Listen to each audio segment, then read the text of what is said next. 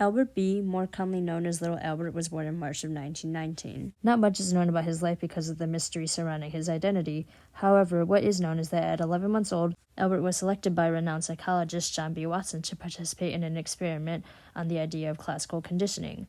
Watson wanted to test if neutral or harmless stimuli could elicit a reaction from small children by pairing these stimuli with an unconditioned, fear-inducing stimulus. In the case of Little Albert, this unconditioned stimulus was a loud, startling noise. In this experiment, Watson first introduced Albert to neutral stimuli, some including a rat, a rabbit, and a dog. After noticing Albert had little reaction to the stimuli, Watson paired the neutral stimulus, being a rat, with a loud noise.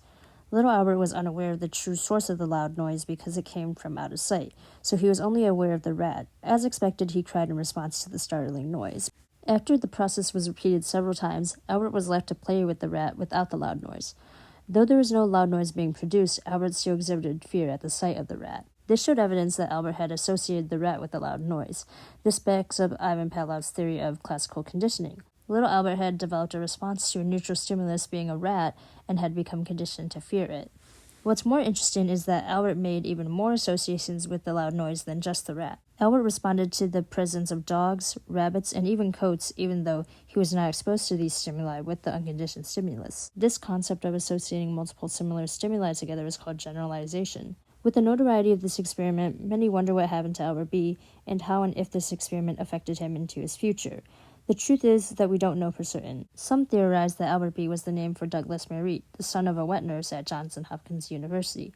He tragically died at the age of 6 from congenital hydrocephalus, so if he is Little Albert, very little could be said about how the experiment affected him long term. William Albert Banger is another person who is believed to be Albert B., not only because of his name, but also because he was born in the same hospital as Marie around the same time. He lived until the age of 87 and had a fear of dogs. It's important to know that it's not certain whether either of these people were actually Albert, and even so in the case of Banger, we would not know if his aversion to dogs was caused by Watson's experiment or if it was for some other reason. It's believed that even if Banger was Albert B., he would not have known. To know, his mother would have had to inform him because, at the time of the experiment, Albert was only 11 months old. The unknown identity of Albert highlights many of the flaws with this experiment. The Little Albert experiment, while being incredibly important to the field of psychology, was deeply flawed in many ways, which hampers its credibility. There was the obvious ethical issue in which Watson felt it acceptable to cause fear and anxiety in a child, when ultimately he did not and could not consent. It was said that Albert's mother consented, but even then there is no formal document confirming this. Another issue with this experiment is that this study on Albert B. was ultimately a case study. While case studies are helpful insights into the human mind, it's important to remember that they study one or few people. It would be dangerous to suggest that all other children would react in the exact same way as Albert did in this experiment. The experiment also had no control group, leaving no reference for typical behavior. If Douglas Merritt was Little Albert, the experiment would further be flawed because he did not represent the typical infant.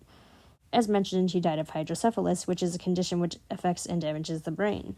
Little Albert's identity is still unknown to this day. The mystery of this experiment highlights multiple failings by John B. Watson and shows flaws in his methods.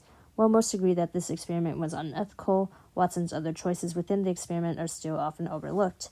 This isn't to say that the experiment was useless or didn't provide us with interesting insights.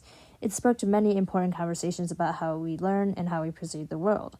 However, we must also remember to view these experiments and all other content for that matter through a critical lens.